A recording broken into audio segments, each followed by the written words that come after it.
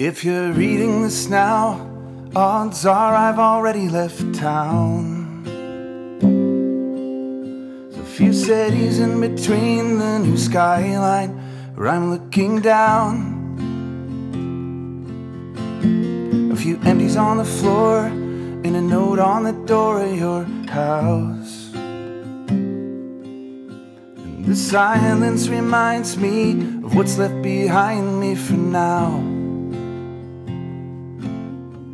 There's a broken down car parked outside the barn up the road, and a weather vane hanging all crooked from the rain and the snow. I'm a half mile past where we ran out of gas years ago. So I'm taking my time and I'm gonna drive by it once more. You'll see there's a new life waiting. I just don't want this feeling to go. And if you're reading this now, please remember the good times we had. Don't forget about the moments we tried, we cried, or we laughed. There's a good chance our paths will eventually meet up somehow. But just know I had good reason to go if you're reading this now.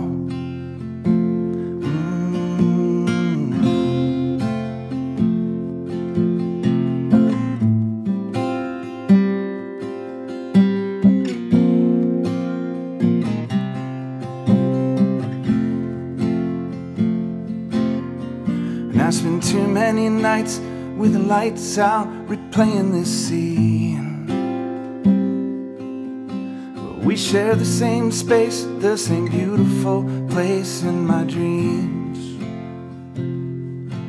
And I kick at the walls, I keep tripping on old memories.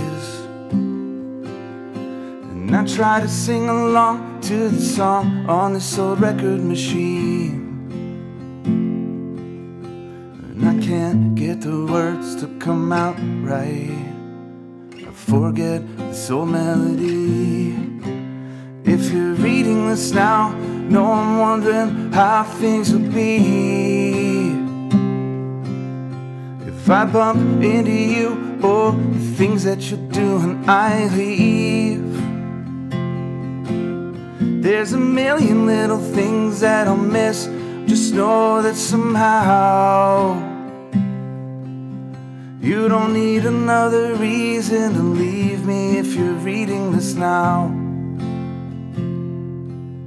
I'm a long way away, but you're safe, and I know you're better off this way if you're reading this now.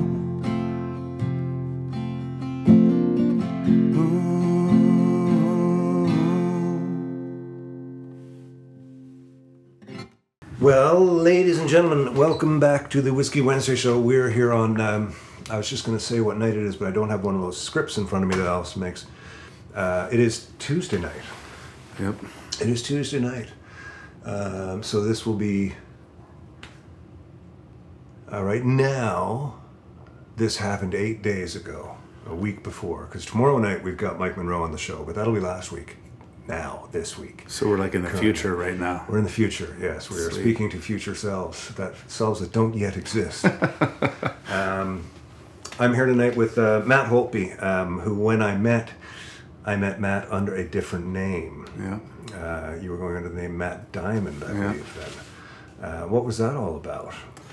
So I worked in Oshawa for a radio station called 94.9 The Rock, a plug, but okay. I was working for another station that got bought by that station under my real name, and they wanted a clean slate and said, we're going to change your name. And I was kind of like, but I'm from here. Like, I'm from here, so people are going to know. And a gentleman by the name of Al Joins had said, we want you to be the diamond on the rock. And I thought it was so ridiculous that I love it. That's very cool. And how long did you stay Matt Diamond for?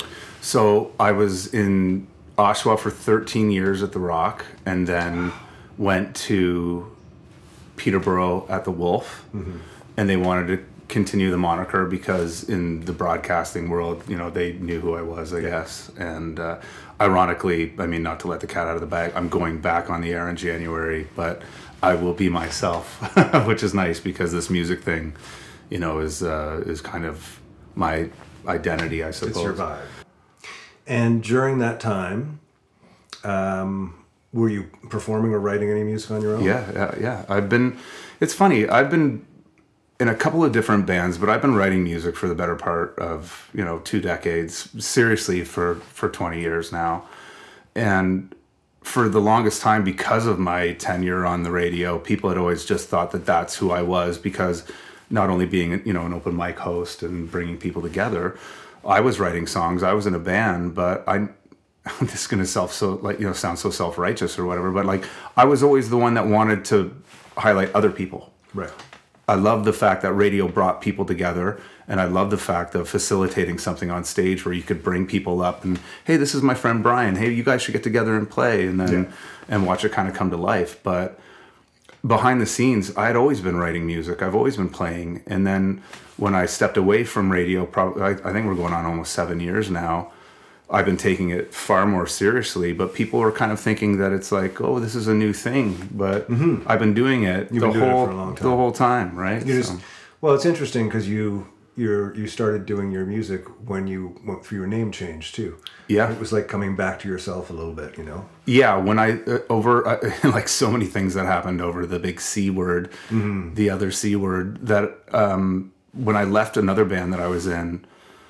Because it was just going by the wayside. Everybody was waiting for, normalcy to kick in and regular life. And, when we pulled the plug on that thing, I thought, what's the easiest thing for me to do? And that is just to be myself. Maybe I start writing these songs that would have been for the other project anyway. But I thought, if I'm going to go back out there, let's not pull any punches. Let's just be who I am, you know? But yeah, I think that I'm really lucky within that the cast of characters that I've got right now. It's a really tight circle. My drummer's been with me since for 20 years, Yeah. So through all of it, it just feels like the most natural thing that I'm, with the exception of being a father, it's like music is just like, it's just me. Yeah. Yeah.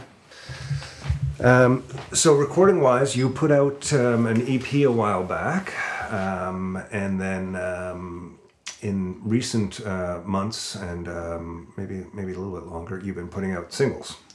How's that world of sort of creation going for you? You find it liberating to be able to kind of just control everything, basically from your basement, which is not an insulting thing to say when I say the basement. I mean, this is essentially a basement, except we're on the ground floor. Yeah. But we've all created places now where we can actually go in and do anything from something like this to a recording studio where you can go in and write a song and record it and mix it and put it on Spotify that night. Yeah. How's that all changed everything you're doing, or how are you embracing that? Yeah, I mean, I'd be remiss to say that I've been working with a producer who I love, and I've known him. It's so funny because I've known him for, from the beginning too. And like many of us, we've packed our families up to get out of, I call it the city, but he's literally come from Toronto and now he lives in Peterborough. His name is Mike Phillips. I've been working with him since the get-go of the solo, the solo Matthew Holtby thing. And after a certain amount of time, I was not only, due to finances, but, and again, not to sound like that guy, but through, is prolificy a word? Yeah. trying to be as prolific as I can. I'm doing my best. If a song falls out of the air, I need to capture it. My voice notes on my phone, there's 1,000 of them. Yeah. And I just kind of got to the point where I wanted to be able to hop out of bed and run downstairs and hit record. So it wasn't a matter of trying to get out of the studio. It was just a matter of me wanting to be able to be as creative and not have to worry about everybody else's schedule. So not to dance around the question, but I really love what that means is to be able to say, I can work at any given time, and if anyone else can be there, you know, the tracks are ready to go. And, you know, this last release that I just put out, You Never Reply, was my first kind of foray into, I'm going to track everything at home. We were really lucky because we tracked a bunch of drum beds at Scott Middleton from Cancer Bats has a beautiful studio in Belleville. So we spent 2 sessions just to do drums. Okay. So just, you know, so I could lay down a skeletal blueprint and be able to bring those tracks anywhere, you know, especially like what we're doing right now. I could be in a hotel room and pull those tracks in on Pro Tools and track them. So the drum sounds are wonderful. And like we had talked about earlier, a good mic, a decent, you know, source sound in a room that feels great. And I kind of love the fact that my kids can be there now, right? I wouldn't, you know, an escape is, you know, when it comes to being a family man, you're like, I'll go to the dump, no problem. I get 10 minutes to leave the house because I work from home. So now it's a matter of, I have embraced having my family there for all of it. I tell my kids, and my son, you know, my son Benjamin loves video and photos and editing. So you know, he's doing social stuff for me now. So having the studio at home has been such a blessing because he can come down and be a part of it. Or even, you know, bless her heart, I got a puppy. She's all over all this shit all the time, right? And I love to meld those two worlds. There's a proper escape, but at the same time, I want them to be a part of everything that I do.